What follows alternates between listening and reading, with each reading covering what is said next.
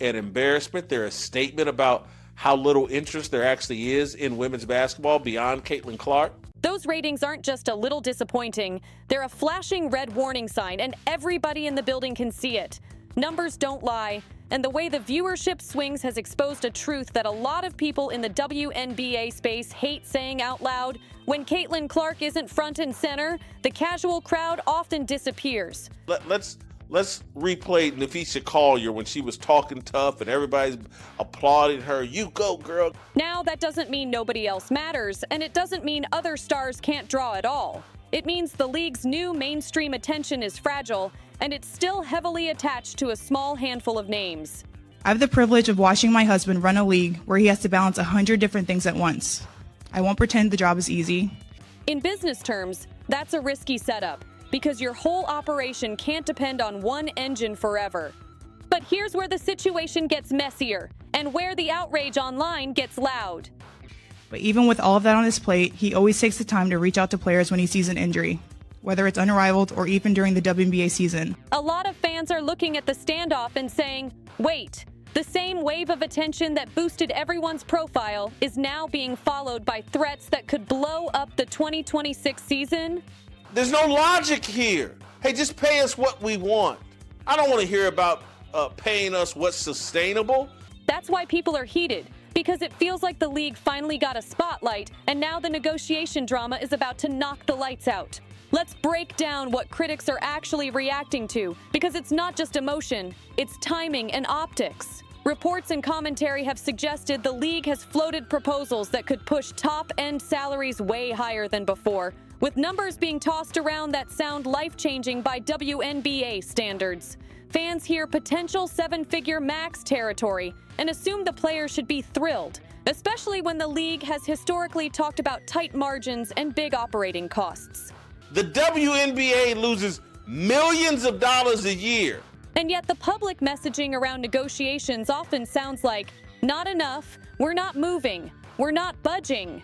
That combination, big raises discussed on one side and hardline statements on the other, creates a natural backlash. People start asking, what is the league realistically able to support? And what happens if both sides dig in until the season is at risk?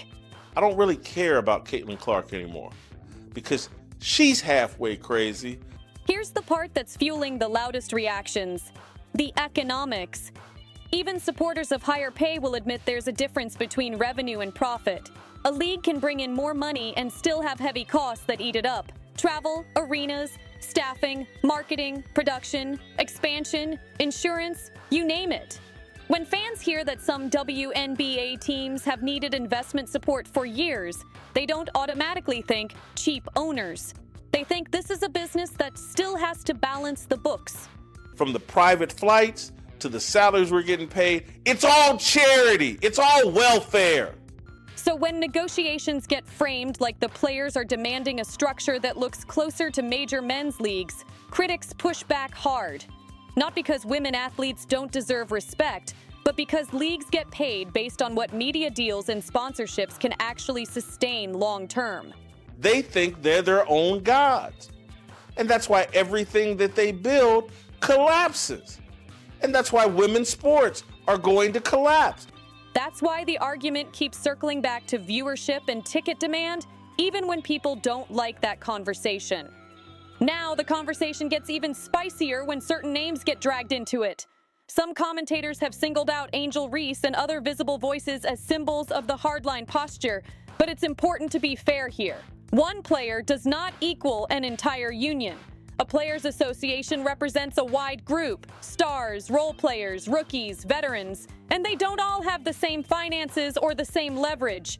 Still, online debate loves a face and a villain, and that's why specific players end up taking heat.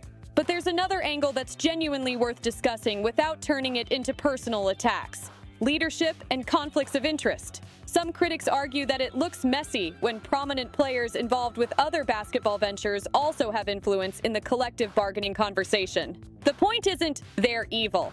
The point is optics and trust.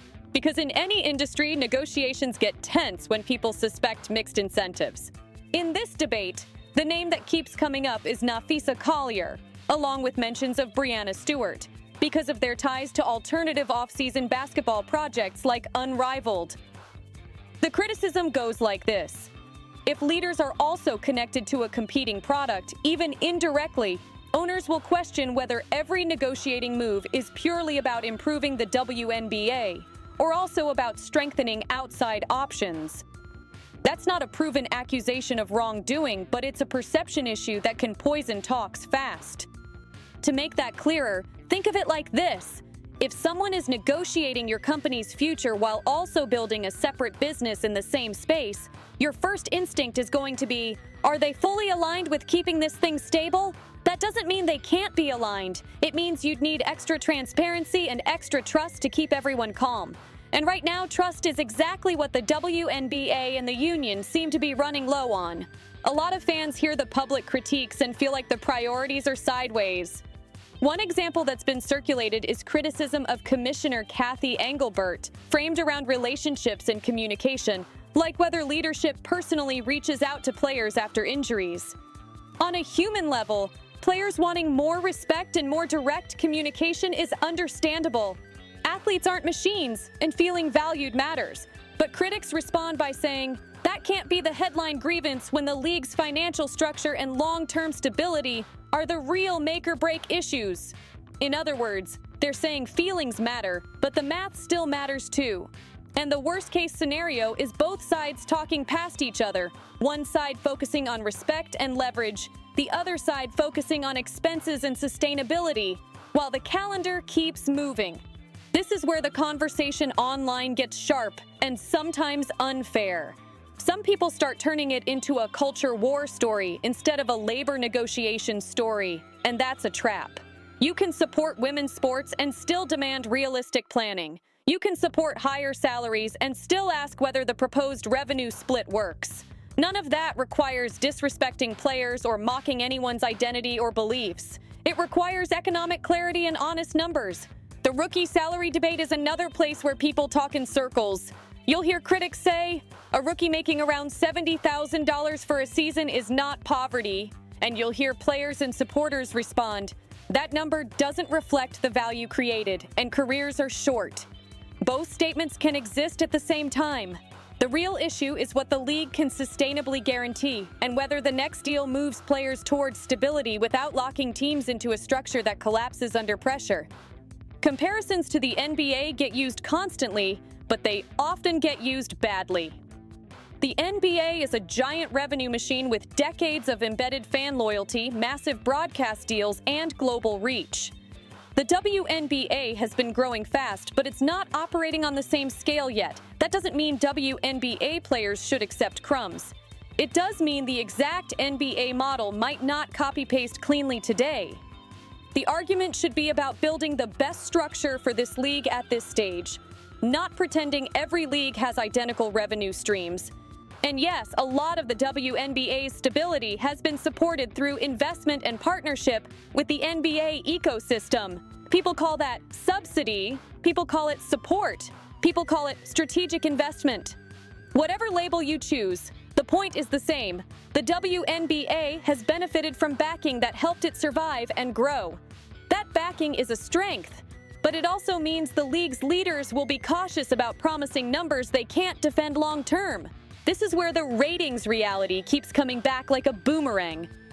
Critics argue that if viewership drops sharply when certain stars aren't involved, then the league's broader audience isn't fully attached to the overall product yet. That's not an insult to the athletes. That's a marketing challenge. It means the league still has work to do turning new eyeballs into loyal fans who watch regardless of which jersey is on screen. And that brings us to the part that fans find especially frustrating, the silence from the stars who could calm the room.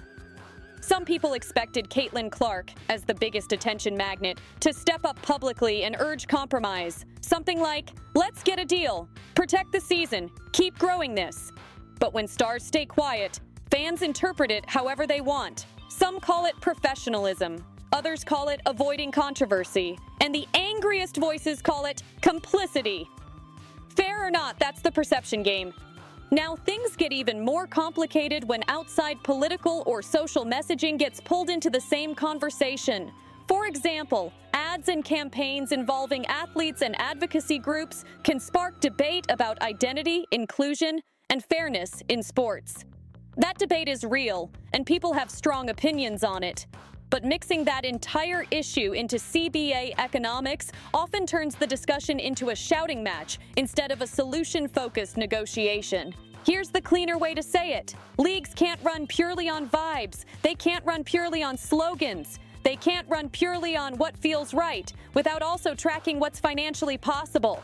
If your costs exceed your income, you have limited options. Raise revenue, restructure expenses, or negotiate a model that doesn't break the system. That's not ideology. That's business gravity. And gravity doesn't care how passionate people are. It hits everyone the same. That's why fans keep repeating a simple point. If the league is finally gaining traction, the worst move is a work stoppage that sends casual fans away.